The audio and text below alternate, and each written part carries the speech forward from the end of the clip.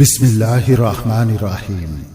পৃথিবীতে যখন জ্বলে উঠেছিল অশান্তির দাবানল, গোত্রে গোত্রে সংঘাত, হিংসা, রাহাজানি আর মানবতাকে ভুলুণ্ঠিত করার মতো অসংখ্য পাপাচারে মত্ত হয়ে যখন মানব জাতির মুক্তির সকল দুয়ার রুদ্ধ হয়ে গিয়েছে,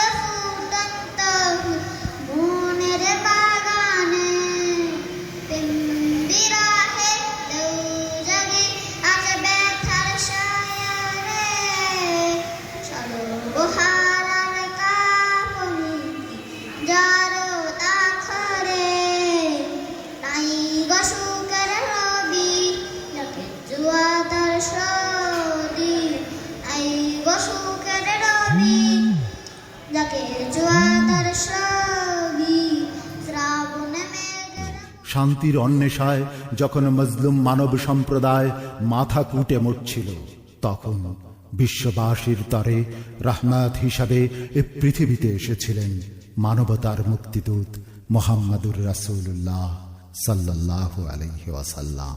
রাহমাতুল লিল আলামিন তার সারাটি জীবন ব্যয় করেছেন মানুষের কল্যাণে। উম্মতের কল্যাণ চিন্তায় কেটেছে তার প্রতিটি মুহূর্ত। এমনকি বিদায়ের চূড়ান্ত ক্ষণেও আমাদের চিন্তায় তিনি ছিলেন পেরেশান। যার মাধ্যমে আমরা পেলাম সত্যের দিশা, যার বদৌলতে পেলাম মহান স্রষ্টা আল্লাহ রাব্বুল আলামিনের সঙ্গে সম্পর্ক গড়ার সহজ সরল পথ, যার উসিলায় আমরা পেয়ে ধন্য হয়েছি আল কুরআনুল কারীমের মতো ঐশী কিতাব, যার বেনজির কুরবানির মাধ্যমে আজ বিশ্বজুড়ে পথ পথ করে উঠছে হিদায়াতের শুভ্র পতাকা। সেই সর্বশ্রেষ্ঠ মহামানব রাসূলে আকরাম সাল্লাল্লাহু আলাইহি ওয়াসাল্লাম আজ শুয়ে আছেন সোনার মদিনায় সবুজ গম্বুজের নিচে। সে জমিন তো আমাদের পরম প্রিয় জমিন। প্রতিটি মুসলমানের অন্তর বেকুল হয়ে থাকে রওজায়ে আতহারের পাশে দাঁড়িয়ে রাসূলের শানে সালাম দরুদ পেশ করার তামান্না। সকল প্রতিকূলতাকে ডিঙিয়ে ছুটে যেতে চায় সেই পবিত্রতম স্থান।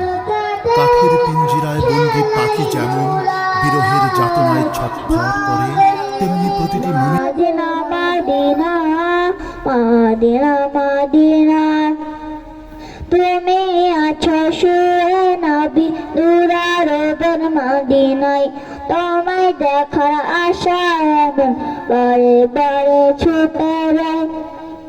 তুমি আছো শুয়ে নবী দুরারোবণ মদিনায়, তোমায় দেখার আশায় বারে বারে ছুটে যায়। তার লাগে কান্নাতে ছুটে যেতে চায় সেই পবিত্রতম স্থানে।